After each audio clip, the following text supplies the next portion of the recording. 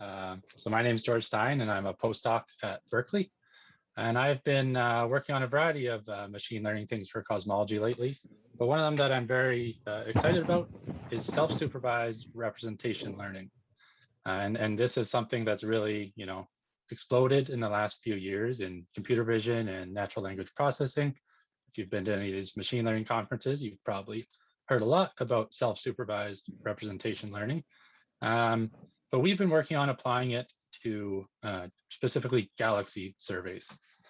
So first off, we're going to need in the future, when we don't have many labels or when we just have these excessively large data sets, you're going to need techniques that can learn without labeled data. So self-supervised learning is one of these, where what you're doing is you're trying to obtain supervisory signals from the data itself.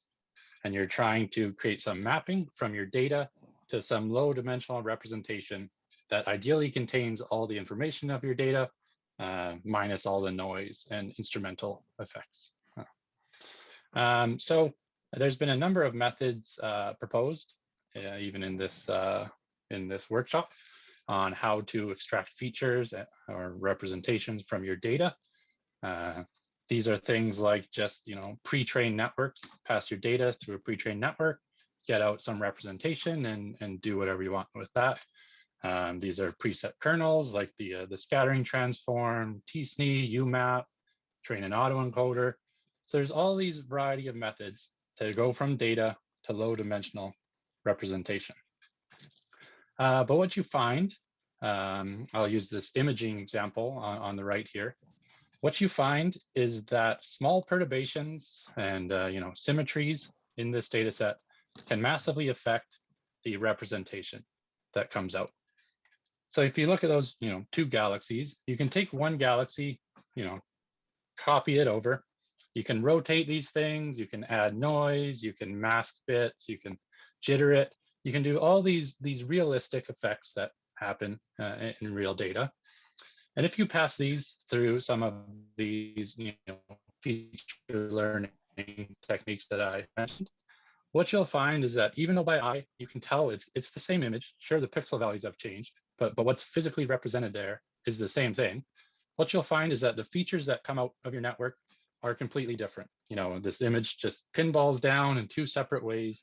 And even though it's the same physical object, you want to infer the same physical properties, you get completely different representations. So self-supervised learning is trying to improve on this. We're trying to learn representations that are invariant to any complex instrumental noise you want to throw at it, observational effects, and data symmetries, rotations, jitters, crops, all of these things. So on the right, this is one way to do it, which we used in our initial work on this, which is momentum contrastive learning. So what you're doing here is you're taking the way you're learning representations, rather than just compressing data, is you're taking, say, an image, and you're making two views of this image, two augmentations, where both of them are just, you throw instrumental noise at it, observational effects, you're rotating it across all the symmetries that you have, and you're passing this through your encoder, through just a CNN, ResNet 50, and whatever you like. And the goal here is to make the two representations that come out of these two heads of the network, the goal is to make these the same representation or as similar as possible while making it different from all other representations. So you're explicitly training your network where even though it's rotated, it's noisy, whatever you threw at it to look different, you're telling it that no, that is the same physical object. So learn the same physical representation. So if you go to the next slide, what we can do with that is a lot of things, because this isn't a specific architecture. This is just a technique to pre-train your network. So you use your entire data set, don't need any labels, and you just train your network to group together similar images and push away images that are not similar to make this representational feature vector. And here are three applications that we've applied this to good results, at least in our opinion. So we've tried doing photometric redshift prediction. So that's what I'm showing on the left here, where you're seeing the amount of labeled data on the x-axis and the dispersion of the redshift prediction on the y-axis. And you're finding that with the same amount of data, you can improve your predictions just by doing this self-supervised learning first.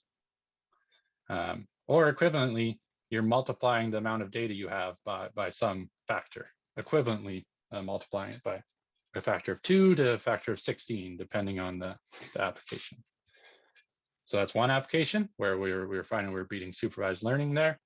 Another thing is just, what do you do when you have minimal labels? So in this middle panel here, 256 labels, you're obviously going to struggle to train a ResNet with 20 million parameters. But since you've already pre-trained this thing using contrastive self-supervised learning, we find that we can get pretty accurate predictions on galaxy morphologies, is this example. And additionally, it allows some very powerful tools for data discovery, data organization, and anomaly detection, which I'm showing on the right here. This is if you click on that link, this is an interactive app that we created where you can do sort of like a Google image search. Paste your favorite galaxy from the DESI legacy imaging and find every other galaxy in the dataset that looks similar. So that might be my 5 minutes, over my 5 minutes. So that's one of the methods that we think is very useful in cosmological applications, and I'd love to talk to anybody about it on Slack or email or whatever you want. Okay, thanks. We'll take any questions.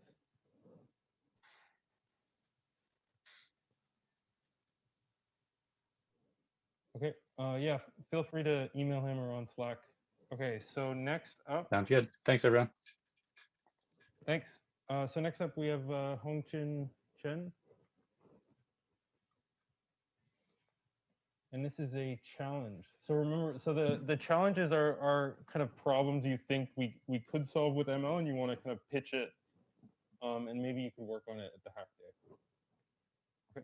Okay. Hi, I'm Huanqin Chen from University of Chicago.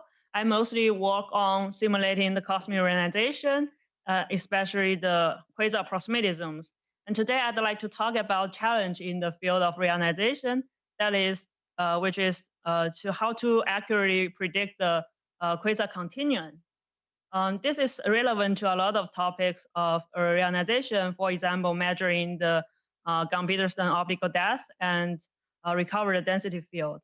So in our recent paper published this year, we find that the density field at redshift 6 can be recovered in the quasar proximity zones. And using this recovered density field, we can learn a lot about the large-scale structure at redshift 6, as well as the environment and the growth of the first quasars. And with this method, we also want to apply it to observational data. So me and our collaboration, the XQR30 team, is actively working on applying this method to a set of a new high-resolution reionization quasar spectra. So here is one example. So the region in this red box is the quasar proximity zones. And you can see a lot of absorption features, and these are mostly caused by the denser gas, mostly in filaments, just like in the low redshift Lyman alpha forest. So when after we measure the optical depth of each pixel, we compare it with a baseline model, and then we can recover the density field shown as the black lines in this lower panel. So after we have a sample of quasars, then we can build some statistics. For example, we can measure the cumulative distribution function of the gas, of the density of the gas. And then, so this blue band in this middle panel is the measurement from 5 of our quasar sign lines. And with this, we can potentially use to constraint the cosmology, like the constraint sigma 8. And this measurement, this new measurement at redshift 6 opens a new window for us to understand the cosmology. And we can see that with only 5 quasar sign we can already potentially constrain the sigma 8 to 10% level. But one major systematics that this kind of analyze and many of the reionization analyze will encounter is the quasar continuum. How do we know if we estimate the continuum accurately enough in this blue side? Because at redshift 6, there are too much residual neutral hydrogen, and this blue side is heavily absorbed, not like the lower redshift, where the blue side is pretty, it's much easier to reconstruct. Can you go to the next one? So the way that we usually construct the blue side of the continuum is to learn from a sample of lower redshift quasars and building a method to extract the information from the red side to predict the blue side continuum. So usually the commonly used methods are for example, the PCA based, basically choose a set of principal components and then represent every quasar with a bunch of weights in both the red side and blue side, and then find a way to map the red side weights to the blue sides. And in the classical PCA, we just need to try to find the best matrix that do a linear mapping. And in the first panel there shows the bias and the uncertainty in this kind of classical PCA method. And later there are improvements, like instead of using a linear mapping, we use a neural network. So the second panel shows like replacing this linear mapping with a fully connected neural network, how this prediction can improve. And also there are more other methods coming, like the nearest neighbor or deep learning machinery. So it's promising to see that bias can be lower to like much less than 10%. But one big complication for this, the whole quasar spectral analysis, is that how do we know that the machine trained at the lower redshift also work well in the higher redshift? So there are a lot of observational evidence showing that higher redshift quasars show a quite different features. For example, many of the high redshift quasars has a blue shifted carbon 4 emission lines, and is important to like really find the representative sample to train at the lower redshift. And also, how should we build up like how do we measure the performance of this method at a higher redshift?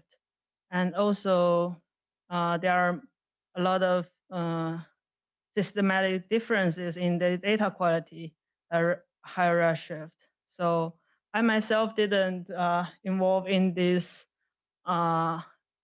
this problem. So most of these results are from my collaborator, Sarah Bosman. And so I just want to show this challenge here and to see if the experts here have any thoughts. And also, so I'm currently thinking about like probably add the recovered density field as the additional information to somehow collectively fit the data, or so to test this, both the fitting and the continuum estimate how well the continuum fitting is, and that's it. Okay, thanks. Any questions? I have one. So the nearest neighbor averaging, is there any problem, like, because you're averaging quasars with the most similar features, is there any problem caused by like the quasar being too smooth, like the continuum being too smooth? Like, do you want to reproduce the higher frequency features? No, I mean there shouldn't be any high frequency feature because we are the continuum is quite smooth.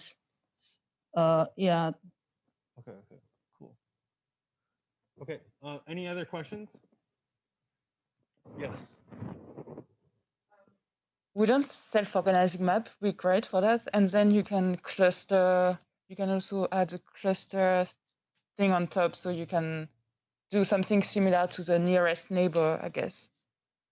But then the self-organizing map, like, kind of learns the features. Yeah, I don't know. I'm not very familiar, but I'd like to talk, chat more about. Yeah, maybe maybe PCA is enough, but yeah, happy to talk about it. Yeah.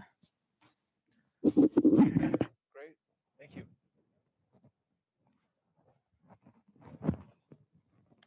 Shihao Chen, do you wanna? I updated the slide.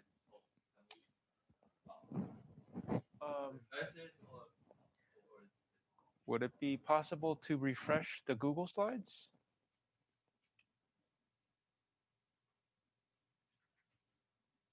Who's controlling it? Whoever's controlling the slides.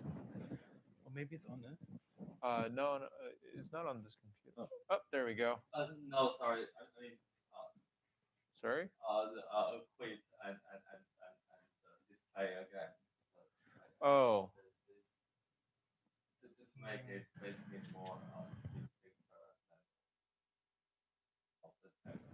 Yeah, I don't know who's controlling it. Would it be possible to refresh Where's the room? this particular slide? Oh yeah, can we refresh it? Okay, thanks.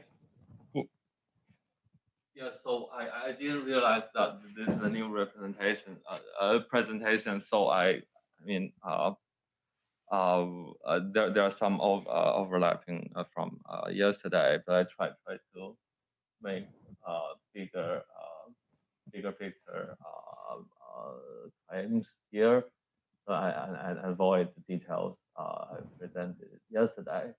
So the challenge I think here we have is how to extract information from field, right? And especially because the field are complicated high dimensional objects.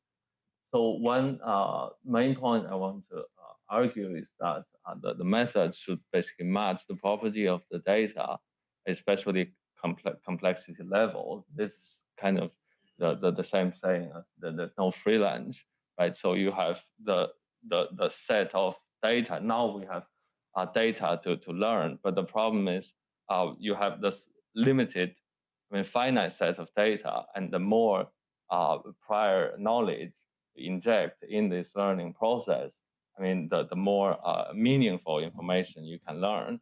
So if you just have a very flexible neural net and let it to learn from a finite data set, so usually what they learn, most of the results will not be really meaningful, will be what we've already learned, known.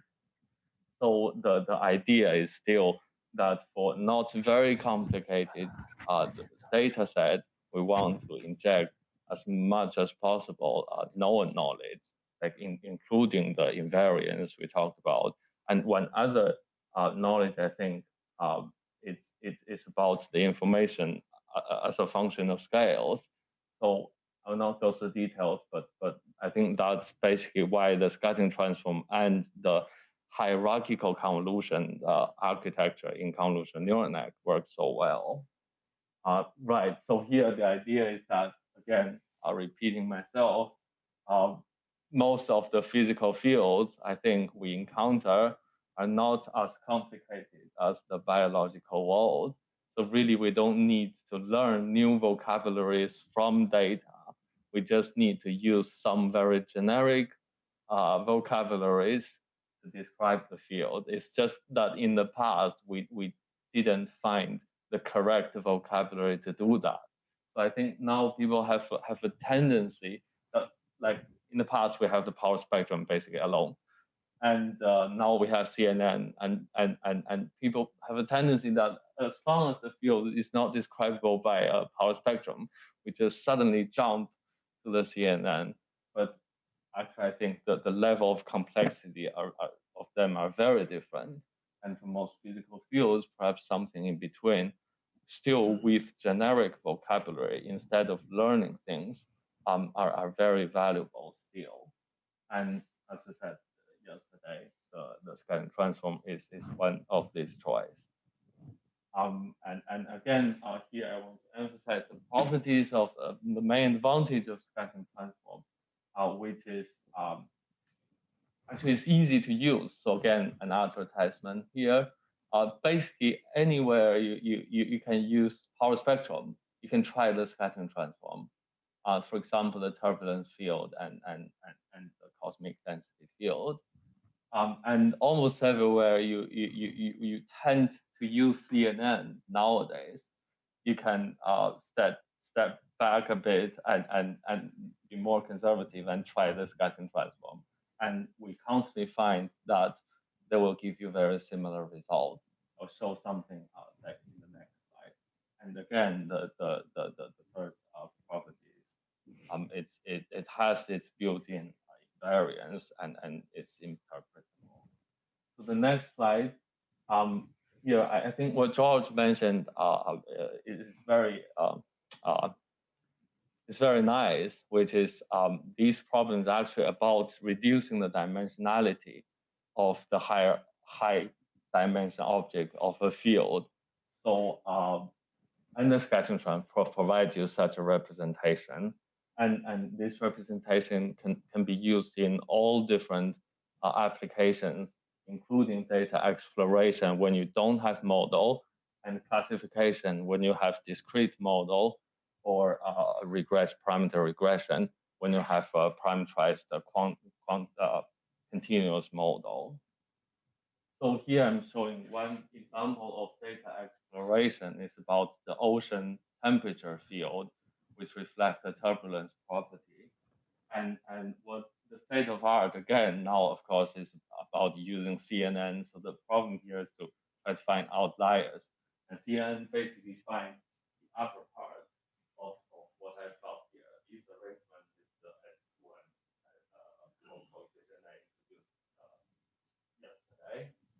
But one thing we realized is that if you just calculate scattering coefficient and you pick the upper part, which are very extreme examples, they basically match what CNN finds for you. And what's interesting that there are also other corners of these scattering plots, right? And there are also extreme things, but the CNN kind of just ignores that because in a field, right? You have extremely large values, but you also have extremely quite small values. But CNN, just because of distribution here, there's a long tail in the large values. So CNN tends to think those large value fields are extreme.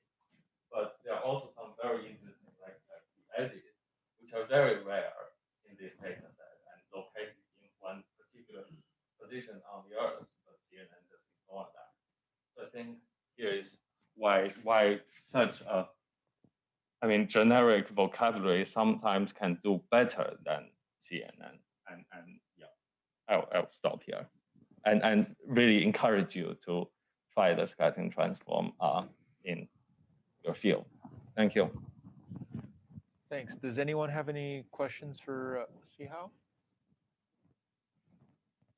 I have one question. Is there any like equivalent to a scattering transform on a graph? Because I really like using like graph networks in deep sets because like astrophysics is like there's like a lot of empty space. Is there anything like a scattering transform for a graph? Yeah, I think the answer is yes. I'm not very familiar with that, but I think in 2018 there's a paper about the scattering transform to graph. They extend the kind of invariance scattering idea to graph, and yeah. Thanks. Also, please, I'm talking to the people on Zoom. Please feel free to ask questions in the chat. I have the chat window open now. So, any other questions? If not, let's move on to the next. Okay. So I just wanted to mention my software called Picer. So if you're interested in doing what's called symbolic regression, it's a very interpretable way of doing machine learning. It does a search for equations for a given data set. I encourage you to check out the software on GitHub. It's all Python, so you can kind of plug it into your pipeline. It's also really useful for like interpreting a neural network. Can you go to the next slide? So as an example, it's a bit blurry, but basically, like if you have a data set, you have like 100 rows, 5 features, you could kind of you could write out like a test equation. So this is 2 times cosine x3 plus x0 squared minus 2. You give it to Picer. You declare like Picer is allowed to use plus, multiplication, and cosine exponent sign. So those are like the operators it can use. And at the end, this only takes like 5 minutes for this example, and it finds the correct equation. And so we have like this one example paper where we rediscovered like m times m2 over r squared from solar system data, which is pretty interesting. And it's this example. We also found the planetary masses and the law at the same time. Which was that was a really fun project. Yeah, I'm happy to take questions on this. Okay, I have a question. In this application, like, does this work well even for like noisy data? For noise, it does tend to overfit. So what you do, you kind of you tune the trade-off between the accuracy of your equation and the complexity of the equation. So there's a curve. It's called the Pareto curve. That it's a curve from like if you imagine mean squared error on the y-axis, complexity on the x-axis. You keep increasing the complexity of the equation, you're going to get better results. So you pick somewhere in the middle. So then, like for maybe like heteroscedastic noise or like any noise that's kind of variable, that you can put in weights. So you could use like 1 over sigma squared as the weight. I see. And then it would, and you can also define like a custom loss. You can write a function as a loss. So you can define like custom likelihoods if you want. And you can control the complexity by just specifying what functions. So it'll return like this is the best equation at this complexity. And the complexity is really simple. It's just the number of tokens in the equation. So like every operator is a token, every variable is a token. So it just counts the number of things in the equation, basically. Yeah. So, but the complexity you want is something that you set, or does it do? So complexity is set to 1 for every equation. I'm thinking of like adding this eventually. You could define it like as per operator complexity. But right now it's just every operator is 1 complexity. Okay. It just counts the number of operators in the equation. I mean, Okay. it's like completely meaningless, but it is a way of defining complexity in the equation. Okay. So you just have to set the operators, but you still have to have a good guess of what you expect, no? Like. I mean, like a lot of astrophysical equations, you can get away with just like plus, multiplication, subtraction, division, and maybe like exponent. Mm-hmm. You can get like many astrophysical equations. Okay. So you don't really need to have a prior on your equation, really. Yeah. Cool. Yeah. So Miles, I have been using it. It's of course amazing. So I wanted to ask you your advice. sometimes when you don't find like a good equation, I mean, what do? You put more operators, or you clean the data, or Yeah, I think so. So there's like this internal like denoising. So you can put like denoise equals true as an argument, and it'll clean the data with the Gaussian process and kind of return the average function of the Gaussian process, and that's much better to fit to than like noisy data. And you can also resample it. So if your data is kind of skewed, maybe you only have like a lot of low mass objects and you want to fit at higher masses too, you can use the Gaussian process feature to kind of like resample it on an even grid, and then you can get better equations that way. I think we're almost, okay, yeah. so when you set a complexity, does it always return an equation with that complexity, or can it return So you with set lower max complexity, it'll max. return an equation at every complexity. at every? Okay. Yeah. And the more complex, the better accuracy. Yeah. So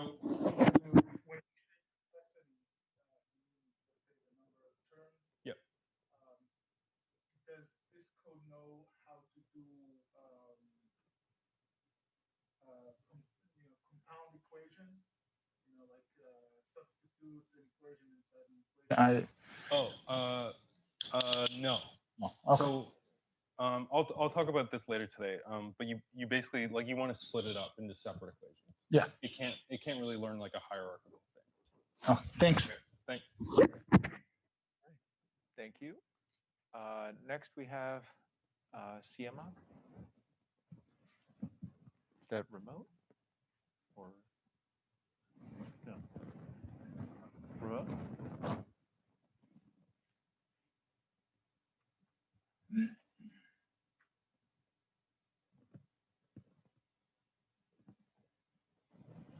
Mac, are you online?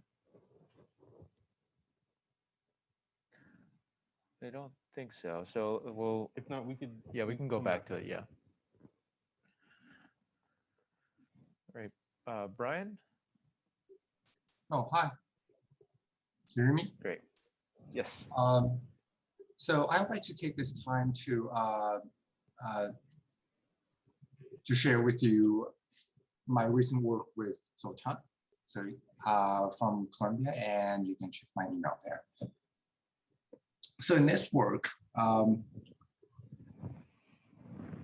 we're investigating the problem of constraining cosmology with baryonic effects by neural networks from reclassing maps. So first of all, I want to point out to you that there are at least two challenges in getting small-scale information from reclassing maps. So the first one is, of course, the information is non-Gaussian.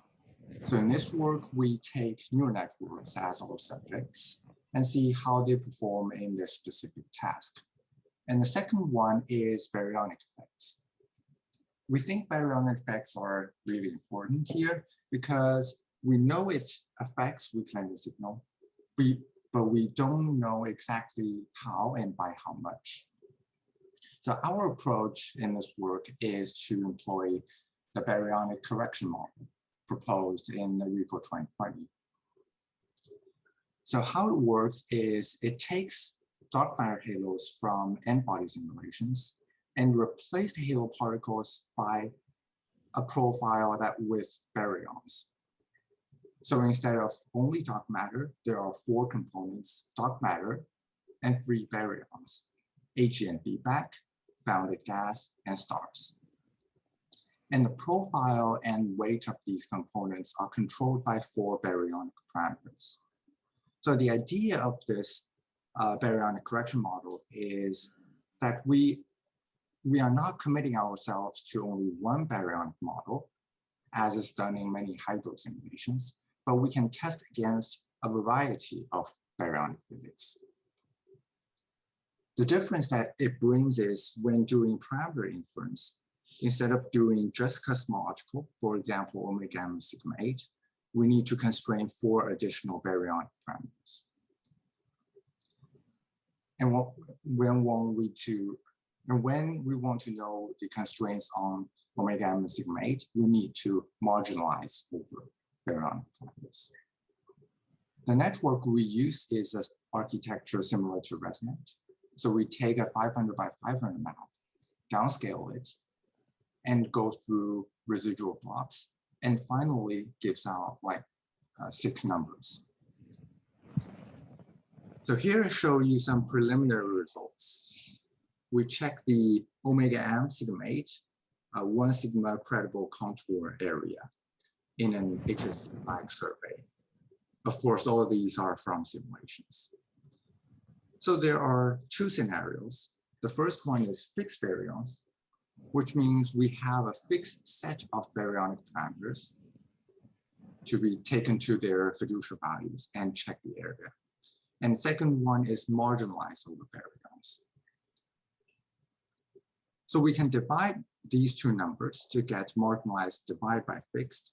So that number shows you how much degradation do we expect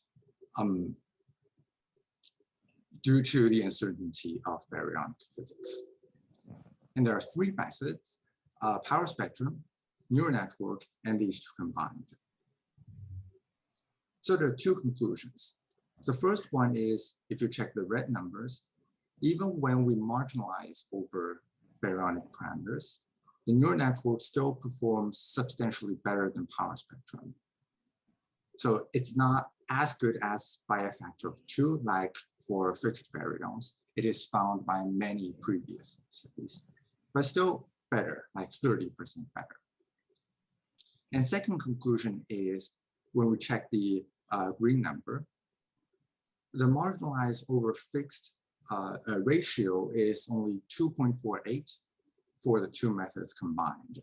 So this number is lower than either of these 2, which means the degeneracy between cosmological and baryonic parameters are different for power spectrum and neural network. So when we combine these 2, we can get better constraints in both cosmological space and baryonic space. We are still looking for a full explanation for that, but that's all I would like to share with you for now. Thanks, Brian. Does anyone have any questions for Brian? Paco? So very nice work, Brian. So maybe I didn't understand. So combine, you mean power spectrum plus CNN? Yes, we just take power spectrum as a few numbers, few observables, and the predictions by CNN on the map as 6 observables, and just put them together and do a constraint and run an MCMC. And do you understand why the combine is doing better than the CNN? I mean, so one explanation that I showed is there are certain degeneracies between the constraint on cosmological and baryonic parameters. If that kind of degeneracy is different between these 2 methods, when we combine these 2, we can get a better constraint.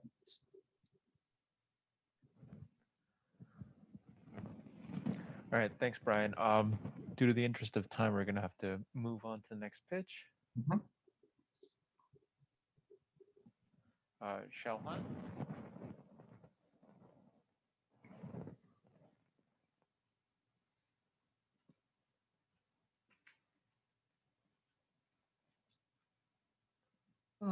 Hi. Yeah, so this is something I've been thinking about for a while, but I'm not really sure whether this can really be done in like 5 or 10 years' time.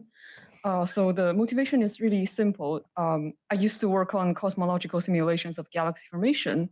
And when you look at galaxies in these simulations, you're not really looking at galaxies, you're looking at just mosaics. So how do we describe what's below the resolution limits? So I want to just bring up this work by Michael Brenner's group at Harvard. So this guy is from applied math, not astronomy. But what they did is like they trained a neural net to describe what's happening at the subgrid level. So let's just consider like solving a simple 1D fluid equation. And the velocity here, the time derivative of the velocity is a function of like say time position, the derivative, and the second derivative, etc. So in the simplex case, we can substitute the first derivative using the finite difference method, and then if you want to do like more complicated or more accurate methods, you can do like a polynomial to substitute the derivative with respect to the position. And then in the end, you might just end up solving like the equation. In the simplest case, you would just substitute every derivative with like a polynomial in velocity. So, but in this case, you're actually losing information at the subgrid level by doing this finite difference. So what Michael did with his students is that they trained a neural net by using like simulations with various resolutions. So they go just like finer and finer resolution, and they trained a neural net to substitute the right-hand side of the equation. So they're just not just using the finite difference, but they're using predictions from the neural net to tell them what's happening at the subgrid level. So the plot on the right is showing the result of this work. So the exact solution is the blue line, and then the polynomial interpolation, which is basically the finite difference, is shown by the orange line. And then the neural net prediction is shown by the green line.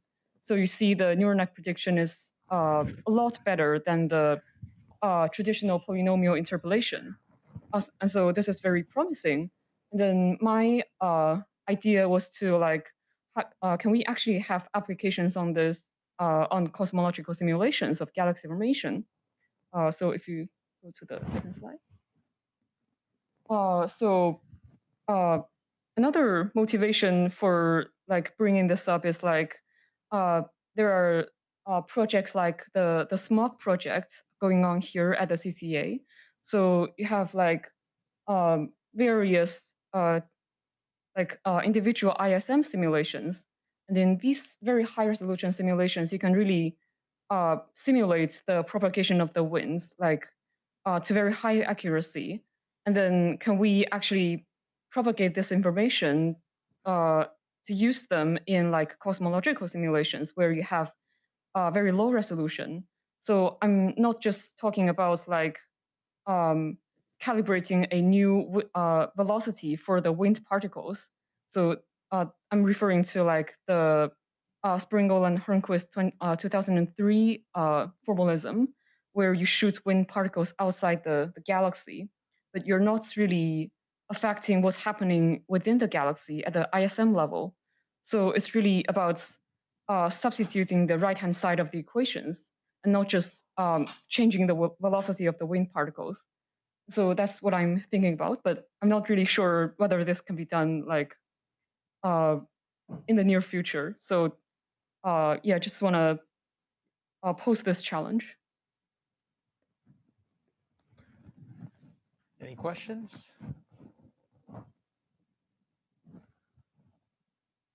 Yes, please.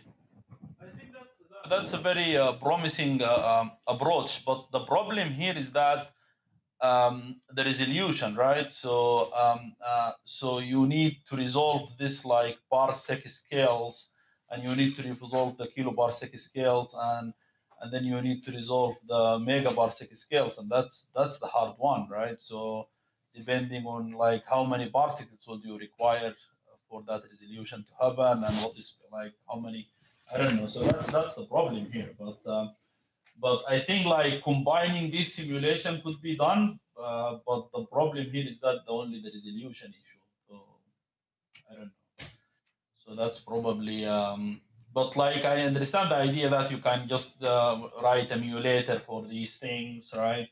And then if you are able to run a high resolution simulation, you can plug your emulator there. But the problem here is that how would you run that, the large one? The biggest volume that would resolve your parsec scales as well as your winds or your clouds as well as your big galaxies. That's the hard one, I think. Yeah, I was thinking we might be able to combine zoom-in simulations with cosmological ones.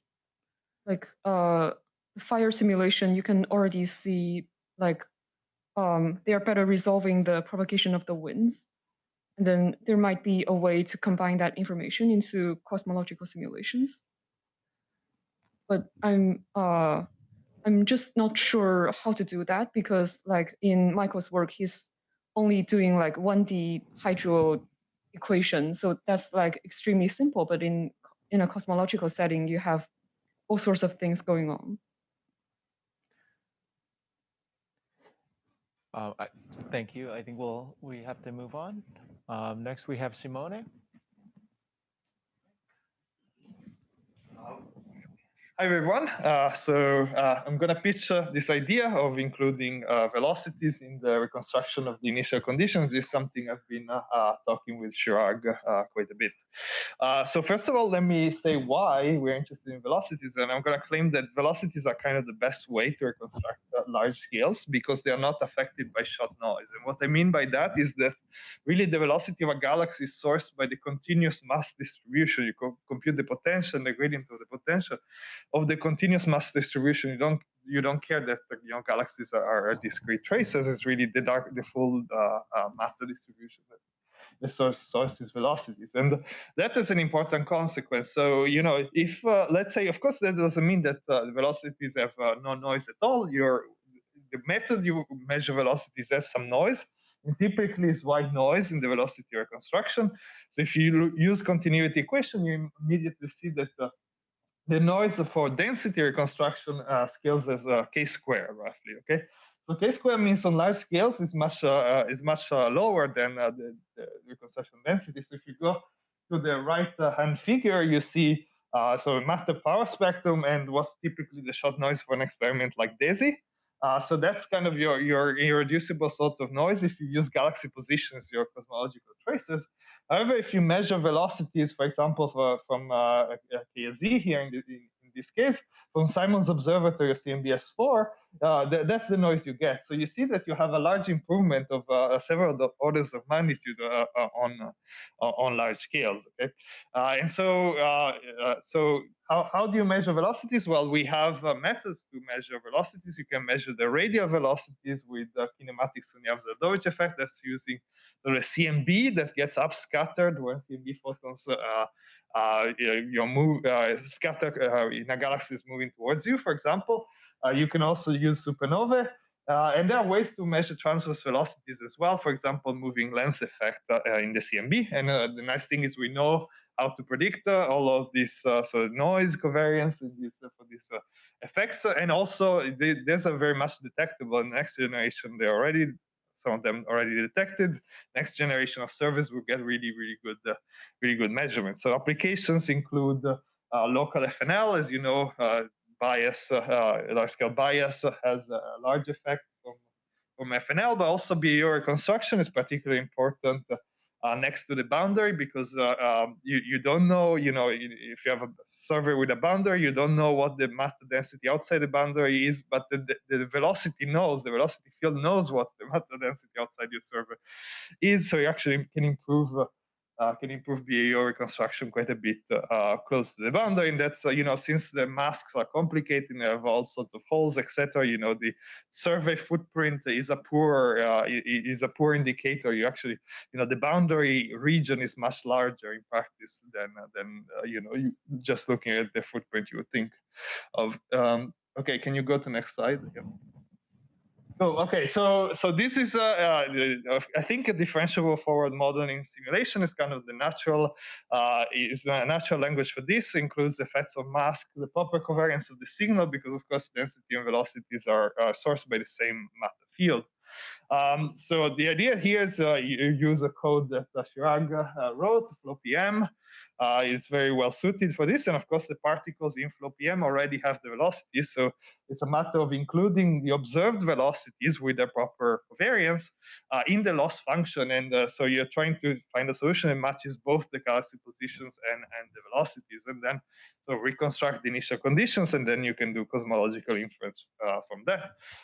So of course we're going to include so realistic noise for all these kind of effects that we can measure, and we expect again large improvements on large and intermediate scales as I described previously. So I'll stop here. Thanks.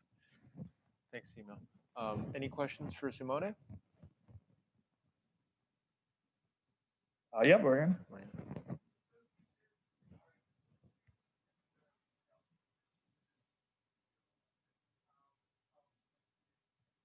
Right. So that's so Chirag can say much more about the galaxy positions only, but I think what really excited about is that if you click on the previous slide, it's really the sort of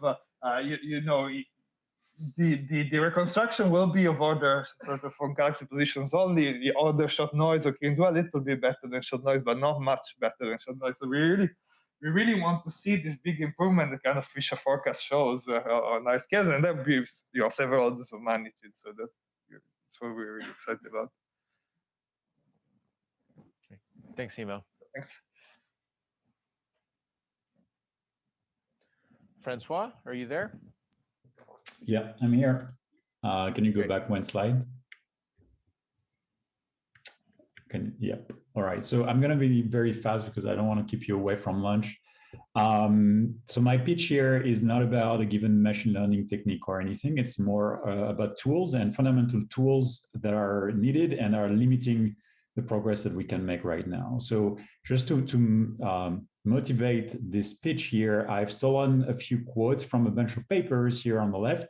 And if you've used machine learning for 3D data, you're very familiar with this. And the issue is that you quickly run out of memory on a single GPU. And for instance, there is this paper from Ian here that mentions that it's an issue. They're limited by the amount of space they have on a GPU. And then to process large scale data, they need to find ways to split the things in pieces. And that's a big pain. So we have a general lack of mainstream model parallelism frameworks that we can use for scaling up machine learning to the very large data sets or thing that we want to do and that we've talked about here in this conference.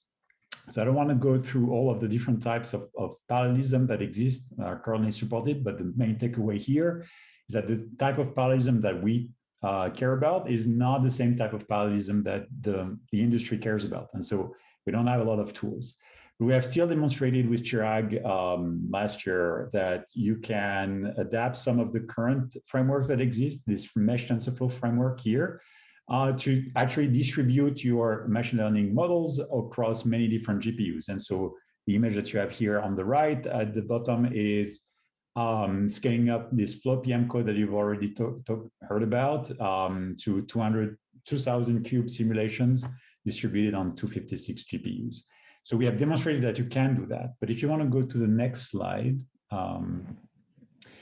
the thing that I'm interested to talk about today with people who want to join the discussion here is where do we go from here, and can we assemble a group of people that would be interested in promoting these tools? So distributed machine learning tools for application in astrophysics and cosmology to the next level. And so, for instance, one thing that I'd like to lay the foundations for is some type of particle mesh library that would allow you to implement your n-body simulations in something like JAX to automatically allow you to distribute them on many GPUs.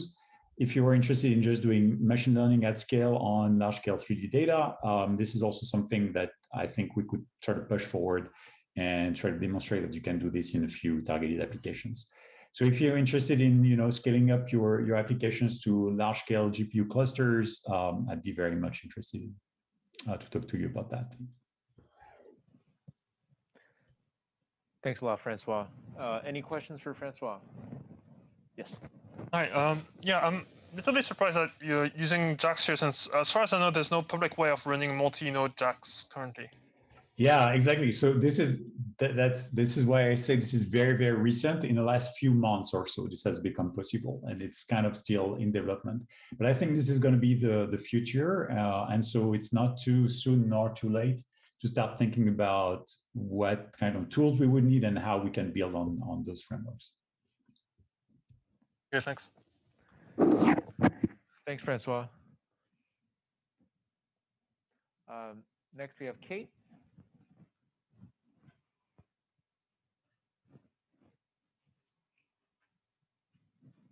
Hi, everyone. My name is Kate. Hi, everyone. I'm Weiqi. And we wanted to briefly talk about work that we've been doing with David Hogg and Soledad VR, as well as Ben William-Smith.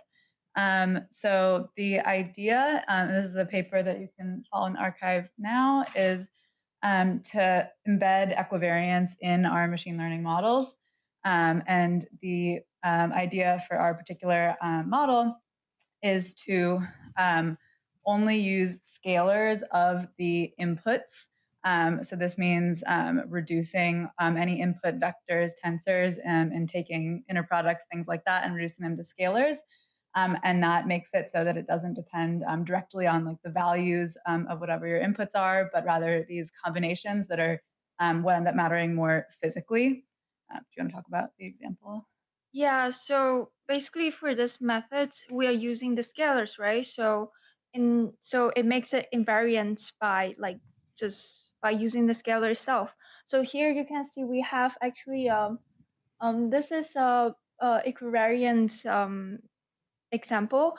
So here we have like a O3, so we have like 3 dimensions, and we compare our methods with the equivariant MLP methods and other like so here we have MLP and we have like the augment. The augment just means we applied like this we apply like the rotation, random rotation, and help the data to so expand the data sets. Maybe we will see better performance. As you can see here, we have better performance as, compared to MLP. But our method is like the scalar method. It's very simple. It's very elegant. We just compute the inner products of all the vectors so that they are just the scalars. So it's very simple, and you can see our performance is much better than the other methods, and it's very extremely fast because we're just using the scalars, right? And we just use like a simple neural network like linear and then the nonlinear and so on, like 3 layers, and the performance is really nice and it's really fast and very efficient. Yeah, so Weiqi's already gotten great results with this method, which the paper is mostly theoretical, so we just have a new implementation, and we'd like to apply it to cosmological problems.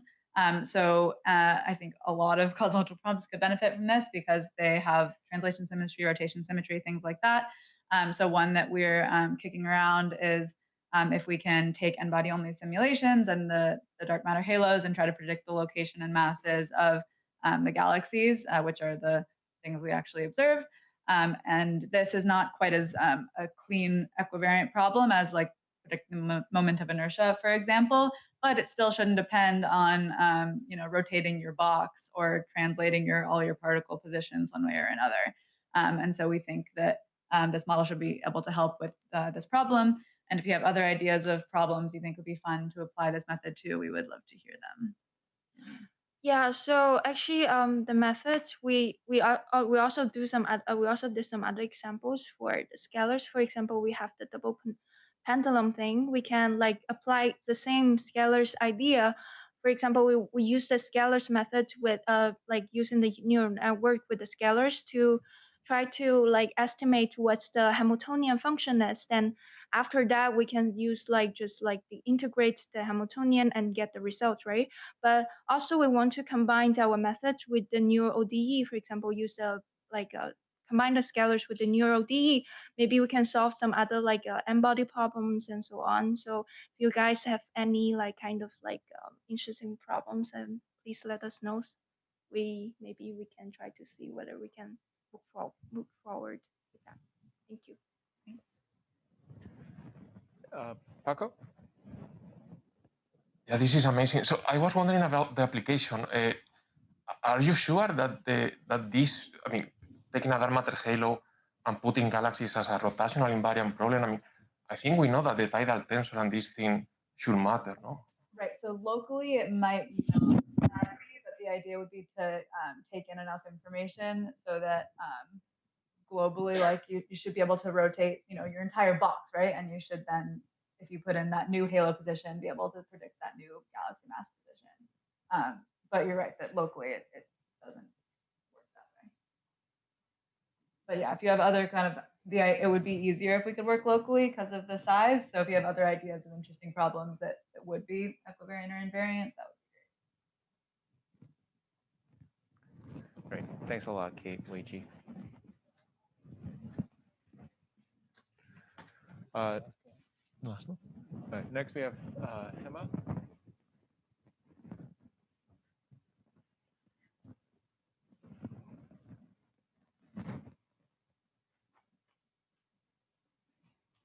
Hey everyone, my name is Gemma Moran. I'm a postdoc in the Data Science Institute at Columbia, working with Dave Fly. So I'll be very brief, but I'd just like to talk about a new method called the sparse variational autoencoder. We use autoencoders to get latent representations Z. And one thing that we want to do with these representations is interpret them in some way. So one dimension, might correspond to shape, or one dimension might correspond to rotation, for example. But a problem with interpreting these representations is that VAEs are unidentifiable. So you can rotate the space and still have the same likelihood. And this means that, if we find a solution, we don't know if it's actually the correct solution. So we want to impose constraints on the VAE so that it is identifiable. Next slide, please. So we make the assumption that in our original data, there are features that depend on only one latent dimension of Z. So we call these anchor features. And we can prove that under additional assumptions, if you have these anchor features, then you can get an identifiable model. And then you can interpret the latent space based on what anchor features it's connected to. And so to do this, we impose sparsity-inducing priors on the VAE decoder to estimate the anchor features.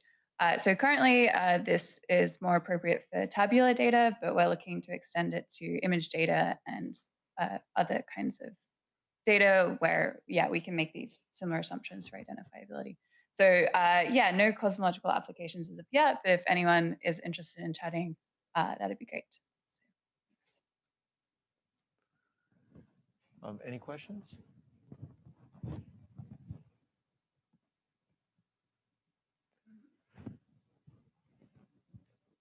Yeah, is the sparsity constraint is on the weight of the decoder or on the representation that you built? It's in the decoder. So the idea is that, in this picture on the right, so for instance, for the first dimension of X, it only depends on one of the Zs, one of the dimensions of Z. So it's in the mapping itself, not on the latent Z. Okay, cool. Thanks. Mm-hmm.